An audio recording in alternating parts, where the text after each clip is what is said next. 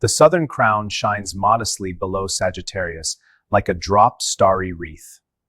According to ancient legend, the god Dionysus threw this beautiful wreath for love. Today, a unique stellar cradle is located here, hidden in dense cosmic dust. Inside this nebula, hundreds of new, mysterious, and bright stars are being born. Well, welcome. Today our subject is Corona Australis, the southern crown. Now, to the naked eye, it might just seem like a faint, delicate arc in the night sky, but don't let its quiet elegance deceive you.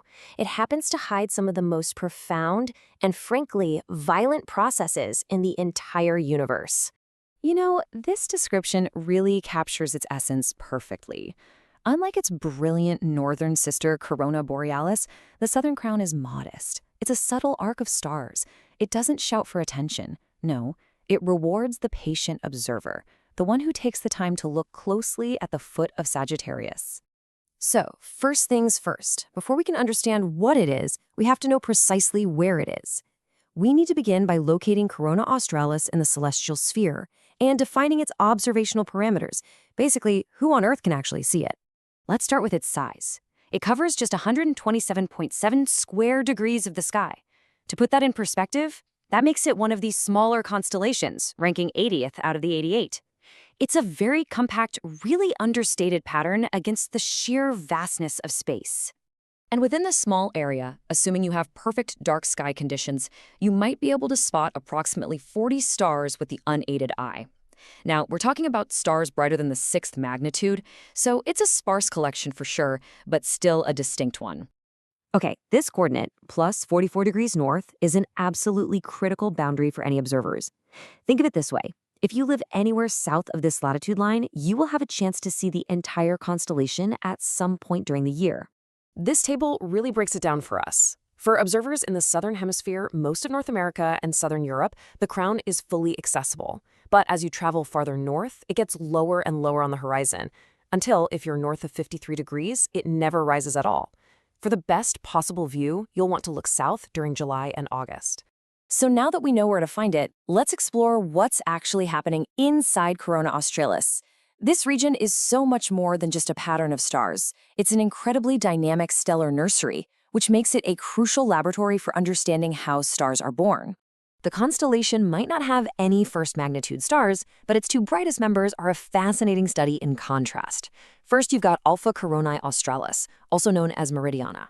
It's a white main sequence star, but what's incredible is that it's spinning at 200 kilometers per second at its equator. Just imagine a star rotating so fast it's practically trying to fling itself apart. Then, right next to it, we have Beta Coronae Australis, a luminous orange giant that's radiating with a power of 450 of our suns. But the true heart of this whole region is the Corona Australis molecular cloud. At just 430 light-years away, it's one of the closest star-forming regions to us. I want you to picture a vast, dark curtain of cold gas and dust. This isn't some empty void. It's a stellar womb, a colossal nursery where hundreds of new stars are being born right now. And inside this cloud, we find objects called T Tauri stars. These are basically stellar infants, protostars that haven't even started stable hydrogen fusion yet. Their brightness fluctuates erratically, almost like a newborn sending its very first signals out into the cosmos. Our Corona Australis is the most famous example here, a young star that's lighting up the surrounding gas and dust, and in the process creating a stunning blue reflection nebula. Staying right in the same cosmic neighborhood, let's take a look at another extreme object. At a distance of only 400 light-years, we find one of the most exotic stellar remnants known to science.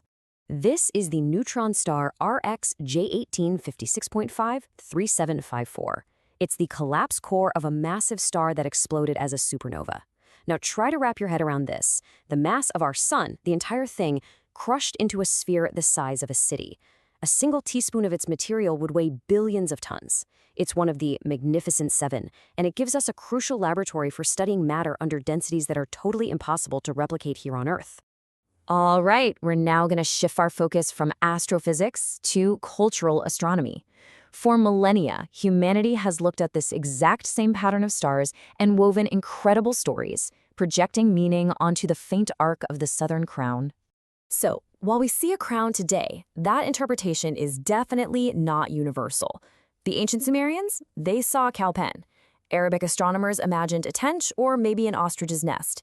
It was actually Ptolemy, way back in the 2nd century, who solidified its identity as a crown in the Western tradition. Although even then, other names like Ixion's wheel were briefly considered. The myth that's really stuck with us, though, is the powerful drama. It starts with the tragic death of Semele, who was Dionysus's mortal mother. She was incinerated by the true divine form of Zeus. So upon becoming a god himself, Dionysus does the impossible. He goes down into the underworld to get her back. He succeeds, and as he and his mother ascend to Mount Olympus, he casts his golden crown into the sky.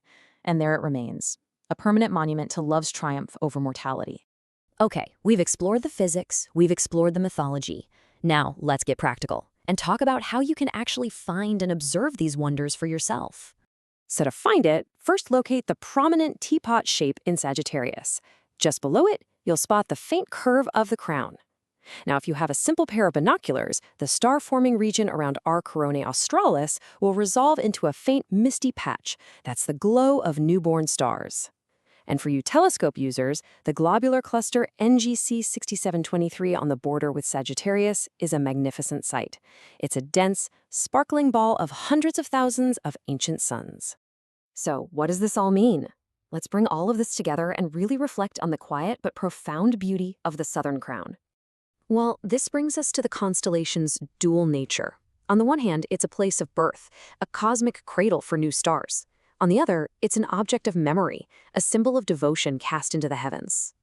It's just a powerful reminder that the most significant events in the universe aren't always the brightest. And this leads us to a final reflective question.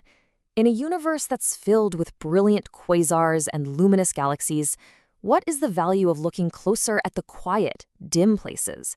Well, perhaps they teach us that the most profound stories of creation, of life, and of remembrance, are often found not in the glare, but in the subtle glow just beyond it. Thank you, friends.